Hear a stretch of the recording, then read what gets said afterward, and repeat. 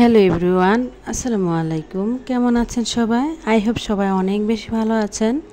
আলহামদুলিল্লাহ, আমিও আমার পরিবার পরিজন নিয়ে ভালো আছি। এই তো প্রতিদিনের মতো আবার একটি নতুন ব্লগ নিয়ে এসেছি আপনাদের মাঝে। আশা করি আজকের ব্লগটা আপনাদের অনেক বেশি ভালো লাগবে। আজকের ব্লগটা আমি সকাল থেকেই শুরু করেছি, সকালে নাস্তা দিয়ে আর কি। তো আগের দিন একটা কাঁঠাল এনেছিলাম, তো কাঁঠালটা আর কি ভেঙে নিয়েছি, আর এখানে আম কেটে নিয়েছি। আজকে সকালে নাস্তা আম, মুড়ি, কাঁঠাল দিয়ে আর কি দুধ।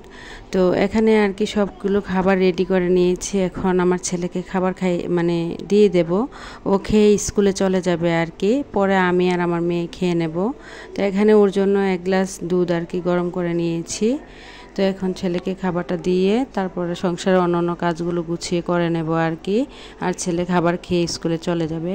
ভিডিওর এই পর্যায়ে এসে যে সকল প্রিয় আপু এবং ভাইয়ারা আমার ভিডিওটি দেখছেন, প্লিজ ভিডিওটিতে একটি লাইক দিয়ে অবশ্যই কন্টিনিউ করবেন। আর যারা আজকে আমার চ্যানেলে নতুন ভিজিট করেছেন, চাইলেই চ্যানেলটি সাবস্ক্রাইব করে পাশেই থেকে যেতে পারেন। পাশে থাকা বেল বাটনের অল অপশনটি প্রেস করে দেবেন, যাতে করে আমি কোনো নতুন ভিডিও ছাড়ার সাথে সাথে আপনাদের কাছে নোটিফিকেশন চলে যায়। আপনারা আপনাদের সময় ও সুযোগ করে আর কি ভিডিওটি দেখে নিতে পারবেন। তো এখানে সকালে নাস্তা খেয়ে তারপর সংসারের সব কাজকর্ম আর কি গুছিয়ে নিব। তো অফ ক্যামেরাতেই আজকে সংসারের কাজগুলো করে নিয়েছি। আর সকালবেলা বাজারে গিয়েছিলাম। তো বাজার থেকে কি বাজার নিয়ে এসেছি তাই আর কি একটু আপনাদের মাঝে শেয়ার করছি। বাজারগুলো আর কি যেহেতু গুছিয়ে রাখবো। আর আমি কিন্তু সচরাচর বাজারের কোনো দৃশ্য বা বাজারের পর্ব কোনো কিছু আপনাদের মাঝে অত বেশি শেয়ার করি না। তো যাই হোক, আজ কেন জানি ইচ্ছে করলো আর কি। তো যাই হোক, এদিকে আর কি কিছু কি বলে আমাদের এখানে এগুলাকে চিচিঙ্গা বা ঝিঙ্গা এরকম টাইপের একটা সবজি আর কি বলে। আর এখানে কিছু রূপালি আম নিয়ে এসেছি 2 কিলো। তারপর পাট শাক নিয়ে এসেছি। পাট শাক আমার অনেক বেশি পছন্দ, জানি না কোন কোন আপুদের পছন্দ, তবে আমার অনেক বেশি পছন্দ, তবে খেতে পারি না গ্যাসের প্রবলেমের কারণে। তো এখানে কাঁচা মরিচ, শুকনো মরিচ, তারপর লেবু এগুলাই নিয়ে এসেছি আর কি। তো বাজারগুলো গুছিয়ে তারপরে আর কি এই যে সংসারের অন্যান্য কাজগুলো করে নেব। তো ভিডিওর টাইটেল এবং থাম্বনেল দেখে হয়তো বুঝে গিয়েছেন আসলে মধ্যবিত্ত ফ্যামিলির বউ হয়ে কিভাবে সংসারের খরচের টাকা থেকে আমি একটু একটু করে টাকা সেভ করি, তাই আর কি আজকে আপনাদের মাঝে শেয়ার করব। আসলে মধ্যবিত্ত বলে কথা, চাইলেই আসলে অনেক কিছু করতে পারি না। স্বাদ থাকলেও কিন্তু সাধ্য থাকে না, এই হচ্ছে আমাদের কথা। তো এদিকে আর কি একটু আপনাদের মাঝে শেয়ার করে নিচ্ছি। এখানে আর কি আমার হাজব্যান্ড দূর প্রবাস থেকে আমাদের জন্য কি পাঠালো, তাই আর কি আপনাদের মাঝে একটু শেয়ার করছি। আসলে আপনাদের ভাইয়া যেহেতু বাইরে থাকে, তো উনি ইচ্ছে করলেও কিন্তু প্রতি বছর আসতে পারে না। আর আমার বাসুর আর কি প্রতি বছর 2 বার করে আসে, রমজান ঈদ এবং কুরবানি ঈদে উনি বাড়িতে এসে আর কি ঈদ করে। তো উনি যেহেতু কুরবানি ঈদের কয়েকদিন আগে এসেছে, তো ঈদের সময় যখন আমরা বাড়িতে গিয়েছিলাম এগুলো নিয়ে এসেছি আর কি। আপনাদের ভাইয়া দিয়ে দিয়েছে। এই যে দেখেন, এখানে আর কি আমাকে এবং আমার ছেলে মেয়েদের জন্য কিছু জিনিস দিয়েছে। আসলে কি বলবো, দূর প্রবাসে যারা থাকে তাদের কথা বলে শেষ করা যাবে না। তারা তাদের পরিবারের সবাইকে ভালো রাখার জন্য, ছেলে মেয়ে, স্ত্রী, মা বাবা, ভাই বোন সবাইকে ভালো রাখার জন্য যে নিজেদের কত বেশি ত্যাগ স্বীকার করতে হয়, চাইলেই কিন্তু অনেক কিছু করতে পারে না আর কি। যেমন হয়েছে আমার হাজব্যান্ডের, চাইলেই কিন্তু ইচ্ছে করলেও দেশে আসতে পারে না, এরকম একটা অবস্থা। জানেন, একটা অনেক কষ্টের একটা কথা। আজ প্রায় বিয়ে হয়েছে 14 বছর, কিন্তু আমার হাজব্যান্ডের সাথে মাত্র আমার একবার কুরবানি ঈদ করা হয়েছে। যদিও এবার ইচ্ছে ছিল দেশে এসে কুরবানি ঈদ করবে, তবে ভাগ্যটা এত বেশি খারাপ কি বলবো। আসলে উনি আসতে পারেনি যে কোনো একটা সমস্যার কারণে। 14টা বছর কিন্তু চলে যাচ্ছে, হাজব্যান্ডকে ছাড়া রোজার ঈদ, কুরবানি ঈদ সব কিছুই পালন করি, কিন্তু ছেলে মেয়েরা অনেক বেশি আক্ষেপ করে বাবাকে নিয়ে ঈদ করার জন্য, তাও পারে না।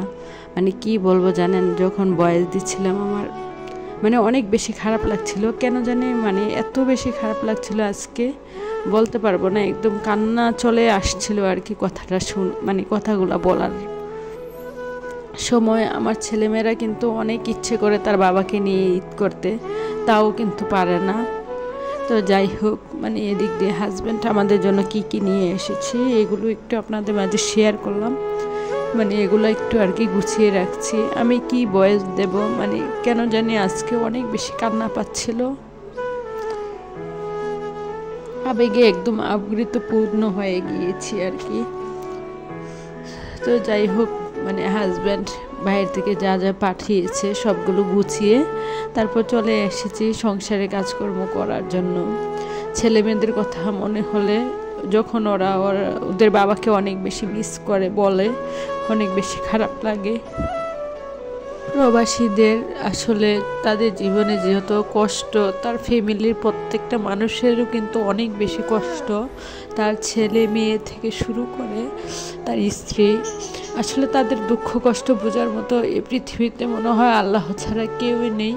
তবে আল্লাহ চাইলে সব কিছু করতে পারেন, আল্লাহ যদি চান তাহলে হয়তো একদিন সব কিছু ঠিক হয়ে যাবে। তো যাই হোক, এই দিক দিয়ে আপনাদের সাথে কথা বলতে বলতে সকালের নাস্তা সেরে নিয়েছি। তো এখানে আর কি একটু কিচেনটাকে গুছিয়ে নেব। কিচেনে দেখলাম যে চুলার আশেপাশে অনেক বেশি ময়লা জমা হয়ে গিয়েছে, যার কারণে আর কি চুলাটা মুছে নিয়েছি। তো এখন তেলটা আর কি রিফিল করে নেব। দেখলাম যে তেলটা শেষ হয়ে গিয়েছে। আমি যেহেতু সরিষার তেল খাই, আমার যেহেতু গ্যাসে অনেক বেশি প্রবলেম, যার কারণে আর কি আমি সয়াবিন তেল খাই না। আজ কয়েক বছর যাবৎ আর কি আমি সরিষার তেল দিয়েই সব কিছু করি। তো এখানে আর কি সরিষার তেলটা রিফিল করে নিয়েছি। তো যাই হোক, ভিডিও রিলেটেড কথা বলি। আসলে মধ্যবিত্ত বলে কথা, স্বাদ আছে সাধ্য নেই, চাইলেই অনেক কিছু করা যায় না। ইচ্ছে করলেও কিন্তু নিজের সাধ্য সব কিছু পূরণ করা যায় না, এই হচ্ছে অবস্থা। তো যাই হোক, আপনাদের ভাইয়া যেহেতু প্রতি মাসে আমাকে সংসার খরচের জন্য যেইটুকু টাকা দিই, এই টাকাটা দিয়ে কিন্তু আমি খুব সুন্দর করে ম্যানেজ করে হিসেব করে চলে তারপর পুরোটা সংসার চালাই। আমার হাজব্যান্ডের যে আহামরি অনেক টাকা ইনকাম করে তা কিন্তু না, খুবই সীমিত একটা টাকা ইনকাম করে। এই টাকাটা দিয়ে ছেলে মেয়েদেরকে নিয়ে বাসা ভাড়া থেকে ওদের লেখাপড়ার খরচ চালিয়ে তারপরে কিন্তু পুরো মাসে সংসার খরচ, মানে সংসারটা চালাতে হয়। তো আসলে আমি কিভাবে টাকা সেভ করি তাই আজকে এখন বলবো। আমি যখন বাজারে যাই, আসলে আমি বাজার প্রতিনিয়ত কিন্তু আমি সপ্তাহে 2 দিন বাজার করি। এখানে আর কি সপ্তাহে 2টা বাজার বসে, তো ওই বাজারের দিনই আমি বাজার করি। আসলে দেখবেন কি, যখন যেই দিন বাজারের দিন থাকে ওই দিন যদি আপনি সবজি থেকে শুরু করে কোনো কিছু কেনাকাটা করেন, ওই দিন কিন্তু আপনার অনেকটা টাকা সেভ হয়। ওই দিন কিন্তু বাজারে তরকারির দাম অনেক বেশি কম থাকে। যেই তরকারি কিন্তু অন্যান্য সময় 50 থেকে 60 টাকা কেজি কিনতে হয় দরে, ওই তরকারি কিন্তু বাজারের দিন 40 টাকা দরে বা 30 টাকা দরেও কিন্তু আপনি আনতে পারেন। তো আমি কিন্তু বাজারের দিন যখন বাজার করি, ওই কাঁচা বাজার থেকে কিন্তু আমার 20 টাকা 30 টাকা করে সেভ হয়। এই টাকাটা কিন্তু আমি একটা আলাদা ব্যাংকে জমা করি। তো তারপরে আবার দেখা গিয়েছে যখন প্রতি মাসে আমি শুকনো বাজারগুলো করি, এই শুকনো বাজারগুলো কিন্তু প্রতি মাসে যদি একবার একটা দোকান থেকে করেন, তাহলে দেখবেন যেই দোকান থেকে প্রতিনিয়ত আপনি সবসময় বাজার খরচ করেন, ওই দোকান থেকে যদি প্রতি মাসের খরচগুলো একবারে করে নিয়ে আসেন, তাহলে দেখবেন মানে যে পাইকারি যে দোকান হয়, ওই পাইকারি দোকান থেকে যদি কেনাকাটা করেন, তাহলে দেখবেন আপনার অনেক মানে জিনিসের কিন্তু ওনারা দাম কমিয়ে রাখে, তা থেকে কিন্তু আপনার অনেকটা টাকা সেভ হয়। এই টাকাটা কিন্তু, যেই টাকাটা সেভ হয়, এই টাকাটা সংসারের কোনো কাজে না লাগিয়ে আপনি কিন্তু চাইলে এই টাকাটা কিন্তু আপনি একটা মাটির ব্যাংকে বা প্লাস্টিকের ব্যাংকে জমা করতে পারেন। তো আমি প্রতি মাসে শুকনো বাজারগুলো একবারে করার চেষ্টা করি এবং কি কাঁচা বাজার প্রতি সপ্তাহে 2 দিন করে করার চেষ্টা করি।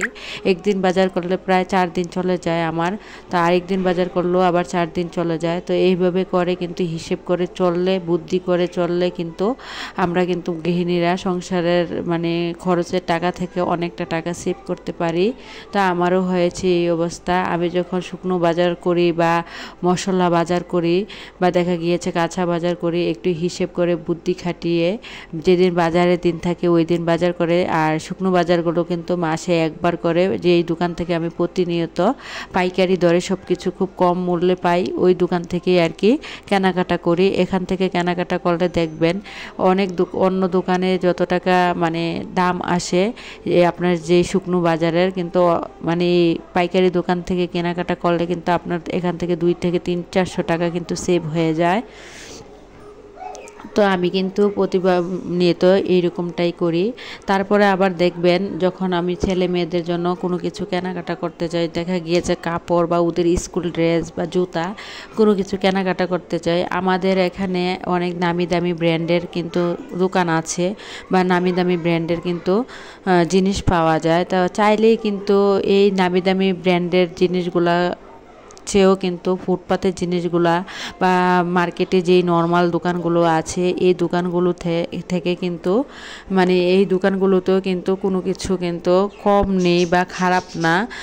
দামে অনেক সময় দেখবেন দামে কম হলেও কিন্তু জিনিসটা মানে অনেক বেশি ভালো হয়। তা আমি কিন্তু চেষ্টা করি যে দোকানে মানে নামি দামি ব্র্যান্ডে না যেয়ে মানে দেখা গিয়েছে নর্মাল যে দোকানগুলো হয় বা ফুটপাতে যে দোকানগুলো হয় ওইখান থেকে কিন্তু কেনাকাটা করার চেষ্টা করি। অনেক সময় দেখবেন দোকানিরা কিন্তু দোকান ভাড়া, তারপরে ওনাদের এসি বিল, কারেন্ট বিল বা দোকানের যে লেবার খরচ ওইগুলা পুষিয়ে তারপরে জিনিসপত্র থেকে আর কি দাম করেন। যে কোনো একটা জিনিস কিনতে গেলে অনেক টাকা দাম চায়, যে জিনিসটা বাহির থেকে কিনতে গেলে আপনি 300 থেকে 400 টাকা দিয়ে কিনতে পারেন, কিন্তু ব্র্যান্ডের দোকানে গেলে ওই জিনিসটাই কিন্তু আপনার কাছে 1000 টাকা কি 1200 টাকা রাখবে ওনারা। তাই যদি আমরা একটু বুদ্ধি করে হিসেব করে বা মাথা খাটিয়ে যদি একটু কাজ করি তাহলে দেখবেন আমরা কোনো কিছু কেনাকাটা করতে গেলে কিন্তু অনেকটা টাকা সেভ হয়। এই টাকাটা থেকেও কিন্তু আপনি এই টাকাটা সংসারের অন্য কাজে লাগাতে পারেন। আবার যদি দেখা গিয়েছে অন্য কাজে না লাগালেন, এই টাকাটা যদি আমি সংসারে কোনো কাজে খরচ না করে এই টাকাটা জমাবো এরকম মনে করেন, তাহলে কিন্তু আপনারা এই টাকাটা একটা ব্যাংকে রেখে দিতে পারেন, মাটির ব্যাংক বলেন বা প্লাস্টিকের ব্যাংকে। টাকা পয়সা এমন একটা জিনিস বিপদের দিনে কিন্তু অনেক বেশি বন্ধুর মতো কাজ করে। তো বিপদের দিনের কথা চিন্তা করে বা বৃদ্ধকালের কথা চিন্তা করে হলো কিন্তু আমরা সবাই টাকা পয়সা জমা করার চেষ্টা করব। টাকা এমন একটা জিনিস মানে কি বলবো, টাকা থাকলে মাটির মূর্তিও কিন্তু হা করে নাকি বা বাঘেরও চোখ মেলায়, এরকম একটা কথা আছে। টাকা পয়সা ছাড়া কিন্তু এই পৃথিবীতে কারো কাছে কোনো দাম নেই, মূল্য নেই বা আপনি কোনো সম্মানই পাবেন না। আপনার স্ত্রী বা পরিবার থেকেও কিন্তু আপনি কোনো সম্মান পাবেন না। যেই মানুষটা সবসময় টাকা পয়সা ইনকাম করতে পারবে তাকে কিন্তু সবাই ভালোবাসবে বা সম্মান দেবে। দেখবেন একটা সময় যখন আপনি বৃদ্ধ হয়ে যাবেন, টাকা পয়সা কোনো কিছু ইনকাম করতে পারবেন না, তখন কিন্তু ছেলে মেয়েদের কাছেও কিন্তু বোঝা হয়ে যাবেন। তাই সময় থাকতে সবারই কিন্তু একটু একটু করে টাকা পয়সা সেভ করা উচিত। তো যাই হোক, এদিক দিয়ে কিন্তু আপনাদের সাথে কথা বলতে বলতে কিন্তু দুপুরে রান্না বান্না করতে চলে এসেছি। আজকে মানে বেশি কোনো কিছু রান্না করব না, আজকে শুধু ভেন্ডি বা ঢেঁড়স যে যাই বলেন মানে ঢেঁড়স ভাজি করব আর এই যে ডাল রান্না করব। আর দেখতেই হয়তো পেয়েছেন ফ্রোজেন আর কি আমি এই যে টমেটো আর কি রেখে দিয়েছিলাম ফ্রিজে। দেখেন আমি যদি ফ্রোজেন করে টমেটো না রাখতাম, এখন যদি টমেটো কিনতে যেতাম, যেই টমেটো শীতকালে পাওয়া যেত 30 টাকা 25 টাকা কেজি, এই টমেটোটা কিন্তু এখন 120 টাকা থেকে শুরু করে 100 টাকার মধ্যে কিনতে হয়। তো এই বুদ্ধি করে যদি আমরা গৃহিণীরা ফ্রিজে কিছু সবজি শীতকালে ফ্রোজেন করে রেখে দিই, এগুলো কিন্তু পরবর্তী সময়ে আমরা মানে বিভিন্ন তরিতরকারিতে ব্যবহার করতে পারবো। এখান থেকেও কিন্তু আপনার খরচের টাকাটা বেঁচে যায় বা এখান থেকেও কিন্তু আপনি অনেকটা টাকা সেভ করতে পারেন। তো যাই হোক, এদিক দিয়ে কথা বলতে বলতে কিন্তু সংসারের সব কাজ গুছিয়ে রান্না বান্না করে গোসল নামাজ সব কিছু কমপ্লিট করে নিয়েছি। এখন কিন্তু সোজা চলে এসেছি, মানে টেবিলে খাবার দিয়ে দিয়েছি, মেয়েকে খাবার খাইয়ে দেব, তারপরে সোজা চলে যাব ছেলের জন্য মাদ্রাসায় খাবার নিয়ে আর কি। তো ওইখান থেকে এসেই কিন্তু আমি প্রতিনিয়ত মানে পরে খাবারটা খেয়ে নেই। এখানেও কিন্তু আমি একটু টাকা সেভিং করার চেষ্টা করি। দেখেন বাসা থেকে যেই খাবারটা আমার ছেলেকে দেই, এই খাবারটা যদি মাদ্রাসায় কিনে খাওয়াতে যেতাম এখানেও কিন্তু আমার অনেকটা টাকা যেত। নিজে একটু কষ্ট করে হেঁটে যাওয়ার পরেও কিন্তু দেখা গিয়েছে ছেলে একটা ভালো মানের খাবারও পেলো, তারপর আবার দেখা গিয়েছে আমারও কিন্তু অনেকটা টাকা কিন্তু এখান থেকেও সেভ হয়। তাই আমরা বুদ্ধি করে যদি সংসারে গৃহিণীরা বিভিন্ন উপায় ভাবে টাকা মানে সেভ করতে পারি তাহলে অনেক বেশি ভালো হয় আর কি। তো এখানে ছেলের জন্য খাবার নিয়ে যাচ্ছি। তো ভিডিওটা এই পর্যন্তই, সবাই ভালো থাকবেন, খোদা হাফেজ, আসসালামু আলাইকুম।